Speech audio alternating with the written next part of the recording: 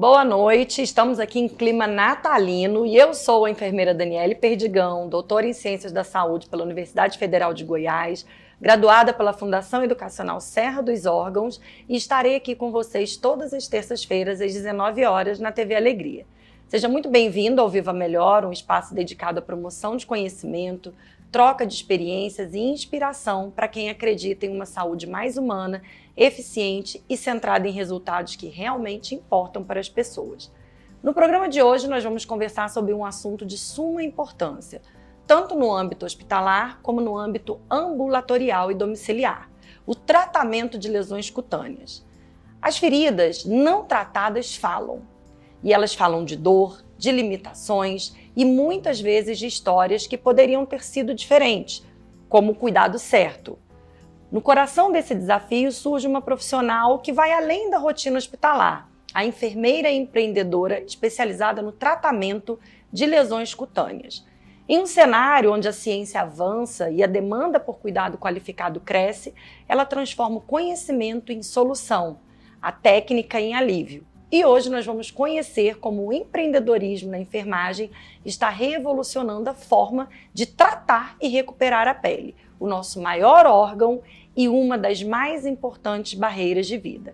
E para conversar sobre esse tema, eu tenho o prazer de receber a doutora Tatiane Aparecida Martins da Costa, graduada em enfermagem pela Pontifícia Universitária Católica de Goiás em 2010, possui mestrado em Ciências Ambientais e Saúde, também pela PUC, em 2013, e doutorado em Biotecnologia e Biodiversidade pela Universidade Federal de Goiás. A doutora Tatiane é coordenadora do curso de enfermagem do Centro Universitário Alfredo Nasser, é coordenadora da pós-graduação em tratamentos de feridas da mesma instituição, professora de graduação e pós-graduação do Centro Universitário Alfredo Nasser e também a minha parceira de apresentação aqui no nosso programa Viva Melhor.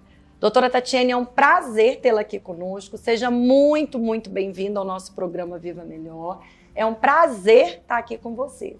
Até que enfim esse encontro aconteceu. Verdade, né? Já estava assim, a gente já tinha programado várias vezes e não dava certo. Sim. Duas mulheres muito ocupadas, muito, né, doutora? Então, muito. Mas hoje deu certo. E para começar, sem perder mais nem um minuto, nós gostaríamos de entender, doutora, a raiz dessa sua escolha tão singular dentro da enfermagem, né? Sim. Vamos tentar entender isso aí, porque a gente olha para a doutora Tatiane e a gente fala assim, uma enfermeira auditora, né? Um primeiro momento também, né, doutora? Foi. Mas a gente não imagina essa escolha peculiar, né? Sim. Então, por quê? Conta pra gente, por que você decidiu trabalhar com cicatrização, mesmo sendo uma área tão desafiadora para a maioria das pessoas? Sim. Primeiramente, Dani, muito obrigada pelo convite, pela oportunidade de participar do programa agora como convidada. E é um prazer enorme falar sobre essa temática que alimenta o meu coração desde a época da graduação. Então, na graduação, já começou ali o meu amor por lesões e pelo simples fato de que eu vi nos estágios, ali mesmo na graduação, primeiro que eu não sabia que um paciente tinha lesões como as que eu vejo e trato hoje. Porque eu não tive experiências antes da graduação que me levassem a ter contato com nenhuma lesão. Então, para mim foi um susto. E a minha filha mais velha, ela nasceu durante a minha graduação, né? Então, no meu primeiro estágio, eu estava grávida da Milena.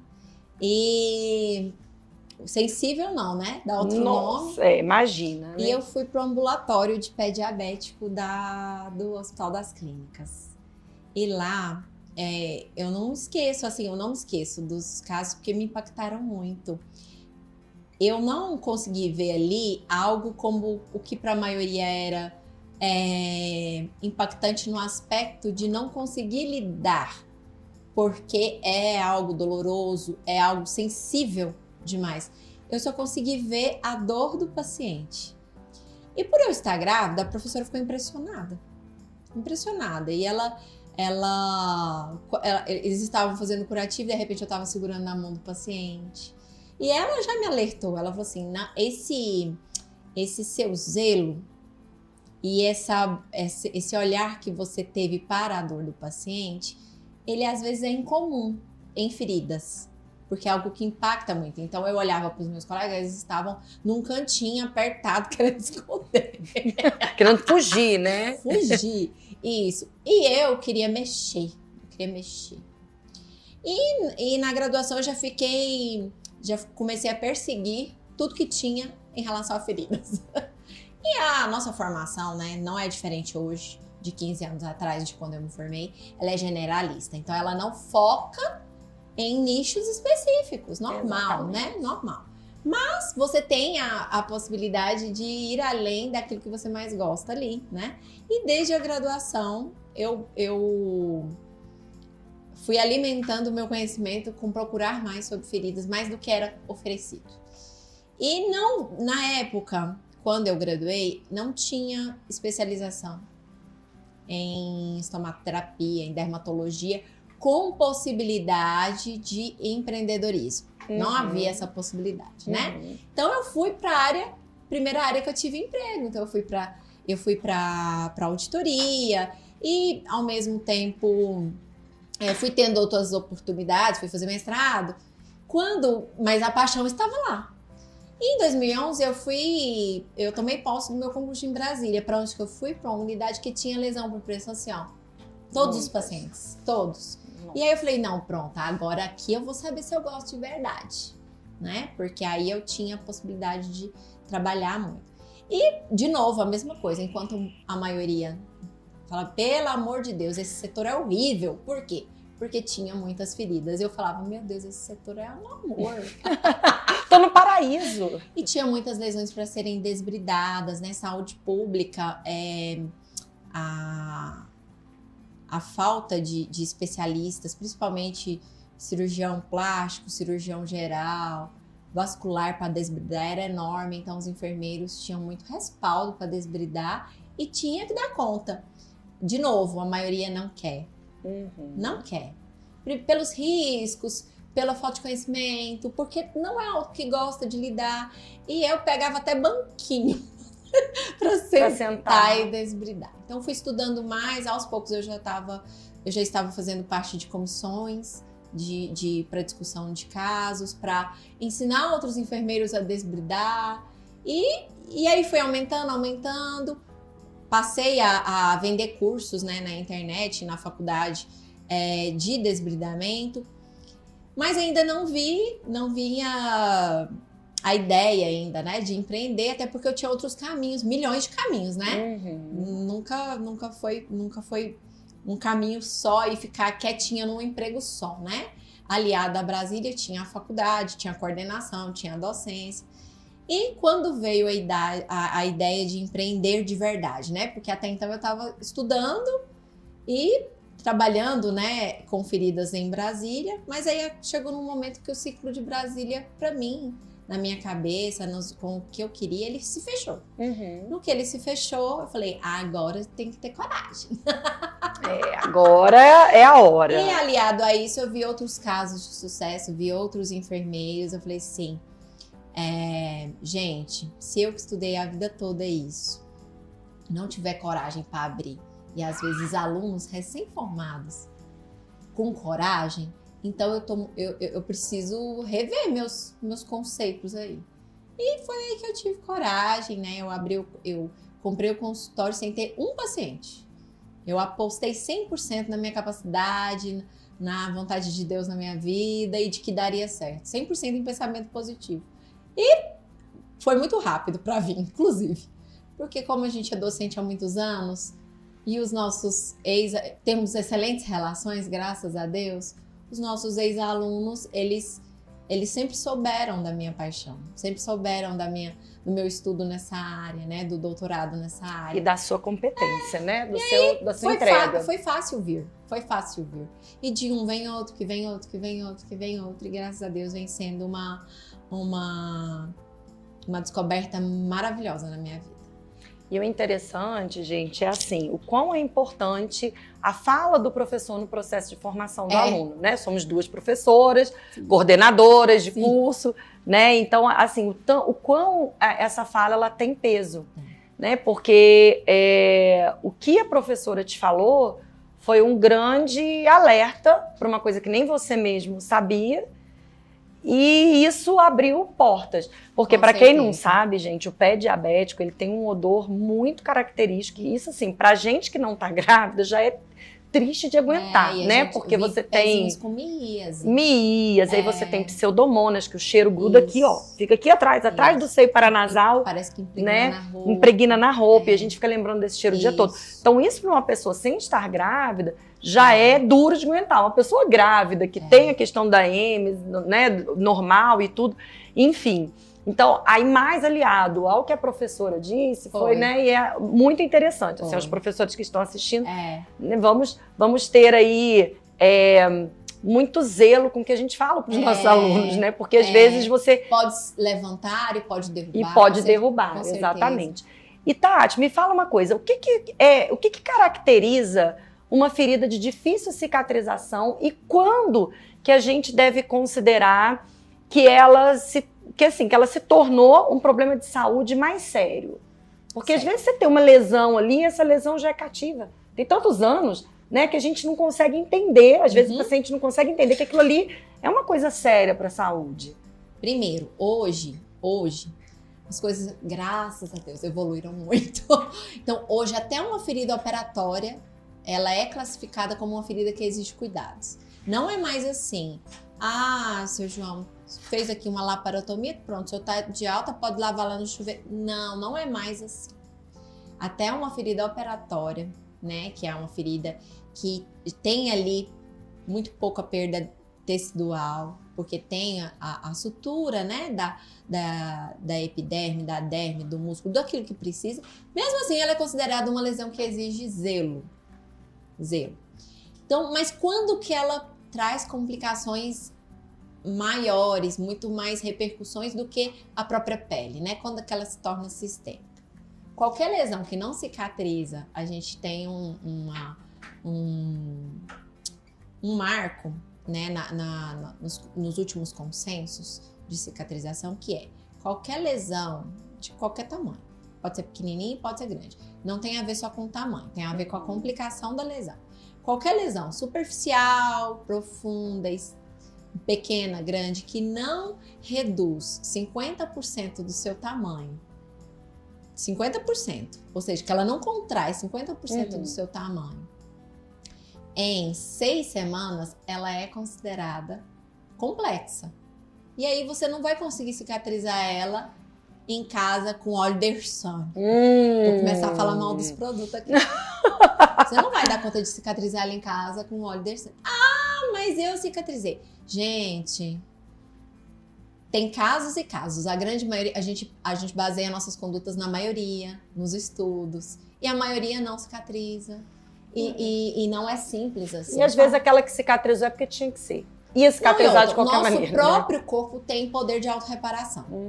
Então, quando é que ele não cicatriza? Na maioria das vezes, quando a nutrição não condiz com o que ele precisa. Quando ele não tem estado clínico para... Você tem uma questão sistêmica, né? Com certeza. Isso, e os próprios contaminantes, né? Que é o principal motivo do retardo na cicatrização. Biofilme, biofilme é uma casinha, para vocês entenderem, é uma casinha de bactéria. E as próprias bactérias, fungos e por aí vai, que retardam a cicatrização. É impossível uma ferida que está infectada, lotada de micro-organismos, ela restabelecer. Então, são os principais contaminantes. E isso, esse retardo na cicatrização, seja pela nutrição, seja pelo estado clínico, seja pelas bactérias, pelos biofilmes, uma pessoa não consegue fazer sozinha. Não consegue tratar em casa. Vou além, não consegue nem tratar com um profissional se ele não for especialista nessa área, porque as pessoas acham que na enfermagem, por exemplo, todo mundo sabe de tudo. Não, gente, é igual medicina, é igual odontologia, nós temos áreas de especialização. Então, eu, por exemplo, saí da auditoria, tem um monte de coisa que eu não sei mais. Normal. Continuo sendo especialista no papel, entretanto, nunca mais estudei sobre auditoria. Então, o tempo vai passando, você vai ficando para trás. fui estudar feridas, quando a gente vai comparar até mesmo as habilitações, né? A pessoa que trabalha lá no hospital, ela tem que entender de tudo um pouco, mas ela não vai saber tudo de lesão. Até porque ela tem um ambiente controlado em que ela não vai usar o laser, ela não vai usar ozônio, ela não vai usar concentrados sanguíneos autólogos, ela não tem produtos à disposição. Então, o que ela sabe, às vezes, está restrito ao que é treinado, né, da equipe trabalhar ali com os produtos que tem. Então, a lesão, ela pede isso. Ela pede uma pessoa que é especialista e ela pede não tratar em casa, gente. Isso também é básico. Normalmente, a maioria dos casos, parece que eu sou escolhida, as mais complexas. E normalmente o paciente já chega assim. Hoje mesmo eu fiz curativo de um paciente, ele vem uma vez por semana em Goiânia para fazer, do interior. Tem 37 anos que ele tem a ferida. Vocês acham que ele não estava tentando cicatrizar? Que ele estava vivendo ali, nossa, tá tudo bem. Não, ele estava tentando, mas ele estava tentando por meios que não fosse com uma especialista. Aí a chance de dar errado é muito grande, É né? muito Como grande. deu. 37 anos com dor. 37 anos. Então é muito comum isso. Não, eu tentei isso, eu tentei aquilo, eu passei babosa, eu passei Dersane, eu passei, vamos lá, colagenase. Já tentei isso, já tentei aquilo, já fui no médico tal, já fui... E outra coisa que é importante a gente falar, e não é depreciando a profissão de ninguém. Inclusive, eu recebo muita indicação de médico. Médico que eu tô cuidando da avó, médico que eu tô cuidando do pai. Por quê, gente? É muito importante a gente separar na área da saúde que profissão cuida do quê. A gente não pode, nem é justo com eles, traduzir ao médico a competência e a responsabilidade de lidar com tudo na saúde. Então, você precisa de um fisioterapeuta, você vai no médico? Não, você vai no fisioterapeuta. Então, você precisa de cicatrizar uma lesão, você vai no médico? Depende. Quando a gente precisa de um suporte sistêmico, por exemplo, um antibiótico, o próprio enfermeiro que é especialista vai te falar, nossa, você precisa de ir no médico. Você precisa de um exame que só o médico pode pedir ou que só o médico pode analisar, a gente também vai repassar. Mas o profissional especialista e habilitado para fazer tudo ali no curativo, topicamente, né, e as terapêuticas, é o enfermeiro. A famosa expertise, né? Cada um com a sua expertise. E Tati, você falou anteriormente, mas faz aqui um resumo pra gente. Quais são as principais causas que levam uma ferida a não cicatrizar adequadamente? Número 1 é a infecção. Número 1, infecção. Número 1, Aí, a infecção anda de mãozinha dada com o biofilme. Biofilme, que é a casinha que você explicou. Isso. Aí essa lesão, ela se torna crônica. O que é uma lesão crônica? Lesão crônica é toda lesão que não cicatriza dentro de 30 dias. Passou de 30 dias, é crônica. Pode, independente da causa dela, ela é crônica, né? E essa lesão que não cicatrizou em 30 dias, que é considerada crônica, outras coisas fazem ela não cicatrizar. Primeiro que o biofilme vai cria uma capa ali. A casinha da bactéria é como se fosse uma capa que encobre todo o leito da lesão e não permite que haja migração celular, não permite que o tecido fique revitalizado, ele vai ficando cada vez menos oxigenado, porque precisa de oxigênio para a lesão cicatrizar. E vai trazendo mais bactéria, vai trazendo mais, vai atraindo mais. Aí junta isso tudo com os hábitos das pessoas. Tem isso, né? Porque as pessoas botam muito culpa nos fatores externos, mas... Não, vamos falar dos internos. Aí, um outro fator, né, que faz uma lesão não cicatrizar é a própria situação clínica que o paciente está. Se o paciente tem anemia, ele não vai oxigenar a lesão. O paciente não tem leucócitos numa quantidade boa ou elevada, está com infecção em algum lugar, altera o perfil, pode ser não ser nem no sentido da lesão, mas altera o perfil celular. O paciente está com plaquetas, se a gente não tiver plaquetas, não tem fatores de crescimento. Também é uma situação. O paciente está com a nutrição desequilibrada, tá às vezes desnutrido ou tá obeso, tudo isso influencia. Gordura em excesso traz inflamação, inflamação traz um desequilíbrio para a lesão, porque a lesão ela tem que passar pelas etapas da cicatrização. E hoje a gente sabe que a lesão que não fecha, que está crônica há muitos anos, ela está parada na inflamação. Está parada ali na fase inflamatória. E ela fica por anos, viu, gente? O corpo ele tem o poder de auto-reparar se não tiver nada impedindo, né? Se não tiver interferência. Isso. E é importante, né, Tati, a gente voltar lá no iníciozinho, porque como a gente tem pessoas que já entendem um pouco do assunto, pessoas que entendem muito pouco, pessoas que estão se aprofundando, pessoas que não entendem nada, que uma lesão é considerada uma lesão qualquer descontinuidade da pele. Qualquer uma. Né? Qualquer uma descontinuidade da pele. E todas exigem atenção. Então, às vezes, aquele machucado que a pessoa fala, né? Ah, eu tô com um machucado. Gente, é uma lesão. É só o nomezinho que muda, né? Porque a gente trata como lesão. Mas é uma lesão. É uma lesão. Né? E aí precisa ser tratado. E aí a gente tem, né? Superficiais até lesões que a gente tem exposição óssea. Foi como você falou, independente da profundidade, independente da extensão, exige atenção. Né? E de que forma, Tati, pra gente aprofundar um pouquinho mais aqui, de que forma doenças crônicas, como por exemplo diabetes, a insuficiência vascular, essas doenças crônicas que são conhecidas como as DCMTs, né, doenças crônicas não transmissíveis, ou seja, se é crônico, não tem cura. Como que elas interferem no processo de cicatrização? Elas andam de mãozinhas dadas também. E muito amiguinhas, né, por sinal. Normalmente o paciente que é diabético, né, uma das piores consequências da diabetes é justamente as lesões no pé, que vem às vezes por uma unha encravada, por um sapato apertado, e com a neuropatia ele não tem sensibilidade igual uma outra pessoa, faz ali uma lesão, a glicose sempre alta. Normalmente tá tudo interligado. A glicose alta vai trazer a neuropatia, a glicose alta vai fazer com que aquela lesão que ficou pequenininha fique grandona. Exato. E as úlceras vasculogênicas também, a mesma situação. Às vezes eu tenho uma paciente que ela teve um pelo que encravou ali, foliculite, um pelinho, ela depilou, ela não depilava com gilete, de repente foi depilar com a gilete, parece que quando a coisa é pra ser, né? Pra dar errado, dá errado mesmo, dá errado ao quadrado. E aí ela disse que viu ela já tinha um diagnóstico de insuficiência venosa, já tinha diagnóstico, já tinha um sinal de alerta ligado, mas ela ainda não tinha aberto nenhuma lesão. E foi um cabelinho, uma foliculitezinha, que ela caiu na besteira de cutucar. É o famoso cutuca, né?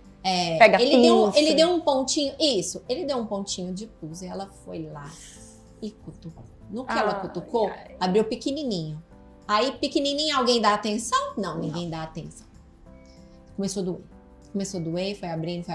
Num prazo muito curto de tempo, ela já estava fazendo desbridamento cirúrgico, porque estava todo necrosado.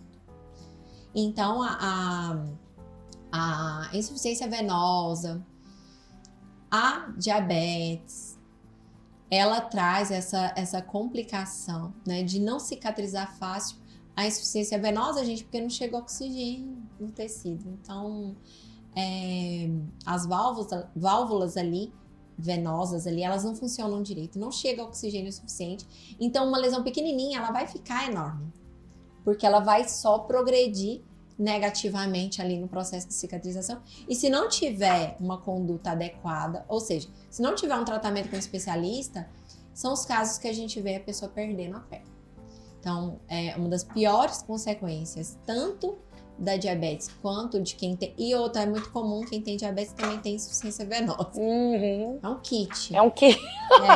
E um kit surpresa desagradável, né? Isso, é muito comum chegar num estágio, quando não procura ajuda, chegar num estágio em que não dá para fazer mais nada. Não tem muito o que fazer, E aí, para né? salvar o paciente, e é literalmente isso, para salvar o paciente, chega-se à conclusão que é necessário amputar. E a gente precisa lembrar, isso é lá da fisiologia, né? Que o tecido, todo o tecido do nosso corpo, ele precisa ser oxigenado o tempo todo. Se eu não tenho a oxigenação, eu tenho um infarto, que é a morte. Isso. A morte. Então, quando você morre, vira o famoso tecido, né, desvitalizado, a necrose, seja lá o que for. E aí não tem que o que atrai fazer. mais infecção ainda. Exatamente. Essa infecção se torna muitas vezes sistêmica. E aí, para tentar salvar o paciente, é amputado. É amputado. E Tati, você falou aí, né, do início do do iniciozinho do seu processo de formação e até mesmo do histórico, né, do tratamento de lesões cutâneas que não vem de hoje, né? Então a gente pega ali desde a idade de Cristo, que a gente tinha a história das lepras, né, estigma e tudo mais. Mas hoje, pelo que eu percebo desde a época que eu formei, tem 21 anos que eu já formei, lógico que eu formei muito jovem. Muito jovem, então o povo vai começar a calcular a minha idade e eu vou ficar nervosa. Mas só que não, né? Eu já formei já mais adiantadinho um pouquinho. Mas, assim, a gente sabe que as tecnologias, elas mudam todo dia. Graças a Deus. Nossa, a gente tá vivendo a melhor época. É nisso que a gente tá querendo saber e eu tenho certeza que o pessoal que tá assistindo aí. Quais são os tratamentos modernos mais eficazes para acelerar a cicatrização de uma lesão?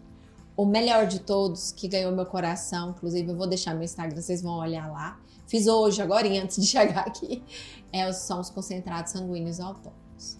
Então, assim, é esplendoroso você ver, e é por isso, e esse eu acho que é o meu principal diferencial. Por ter feito o doutorado, eu alio muito ciência com o meu trabalho, o tempo todo, né? E os concentrados sanguíneos autólogos faz parte de um ramo da medicina e da enfermagem que se chama regenerativa. Então, o nosso sangue, ele tem o poder de, depois de processado, centrifugado, você vai extrair o melhor dele para cicatrizar, o ouro da cicatrização, que são os fatores de crescimento, né? Vem através das plaquetas. E quando a gente extrai ali do sangue, a gente tem esses concentrados sanguíneos que podem ser usados como coberturas direto sobre a lesão e às vezes injetado também. Então esse é o padrão ouro. A gente tem publicações no mundo todo assim de casos de lesões de 37 anos, essa lesão do meu paciente. A gente está com excelentes resultados. Em breve vai ser o caso de sucesso em nome de Jesus, porque ele está sonhando muito com isso. E a gente usa concentrados sanguíneos autólogos. Esse é o master, né? Além, nós temos curativo a vácuo. Curativo a vácuo é um curativo em que o enfermeiro ele instala, né? Ele aplica a prática e ele é um kit ali que tem uma espuma que é ligada ao leito da lesão e uma máquina vai sugar por pressão negativa a secreção. E esse fato de sugar a secreção, gente, é aquela aguinha, né, que sai ali da ferida. Esse ato de sugar, de fazer uma pressão negativa ali, suga junto com a aguinha contaminantes, estimula o leito a ficar mais oxigenado, porque sobra espaço para ser oxigenado, diminui edema, e ele também é top. Na escala de cicatrização, ele é um dos mais rápidos. Hoje já tem empresas que trabalham com preço melhor. Então eu vejo que vai se popularizando também, porque antes era só rico que dava vai conta. quebrando patentes, os preços vão, né, conseguem... Porque quando eu aprendi, quando eu fui treinada, só tinha uma empresa. E ela era milionária no ramo, né? E foram surgindo outros. Outras terapêuticas, porque eu trabalho com todas. Eu trabalho inclusive com terapêutica que tem gente que nem sabe que existe. Para cicatrização. Então eu trabalho com os concentrados sanguíneos, o vácuo, laser terapia, que eu acho que está mais conhecido de todo mundo, né? O laser ele não tem aplicação só na enfermagem, só em feridas, ele tem aplicações em reparto tecidual. Então ele está lá na odonto, ele está lá na fisioterapia, ele está na pediatria, então é incrível, o laser é muito bom mesmo. Eu também trabalho com ozonioterapia, né? A gente até falou que no programa eu tive uma dupla de convidadas que são ozonioterapeutas. Ozônio também, quem conhece, apaixona, porque é muito bom. Então tem lá no meu Instagram casos, por exemplo, de oxigenação tecidual e de você ver o tecido mais vivo na hora. Na hora da sessão. Você vê o efeito ali na hora, né? o gás recruta oxigênio para o leito da lesão na hora.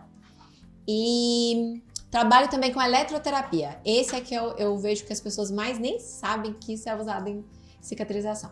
Eletroterapia do modo TENS é um tipo de terapêutica muito utilizada pela fisioterapia. Para quê mesmo? Para diminuir a dor, diminuir edema e trazer reparo para o músculo. Por que não pode ser usado em feridas? Eu fui lá a pesquisadora foi lá e aliada a isso, enfiei na cabeça de uma aluna que ela tinha que escrever fazer uma revisão sistemática sobre o uso da eletroterapia e cicatrização. A gente achou um monte de artigos. Então é muita coisa, né, gente? É muita coisa. Então, só antes da gente chamar o intervalo aqui, passa o Instagram, porque durante o intervalo o pessoal já vai olhando lá. Isso. Qual que é o Instagram, Tati? É @doutora Tatiane Martins. Tatiane, normal? Com Y no final, gente. Tem um enfeite básico. Tem um enfeite, né? Tem um goianês aí no meio, né? Não tem H, porque senão ia ficar muito esquisito. Já colocamos aqui na tela pro pessoal já. Perfeito. Então nós vamos chamar o intervalo agora, porque tá muito boa essa conversa e ela vai continuar daqui a pouquinho. A gente volta com mais doutora Tatiane.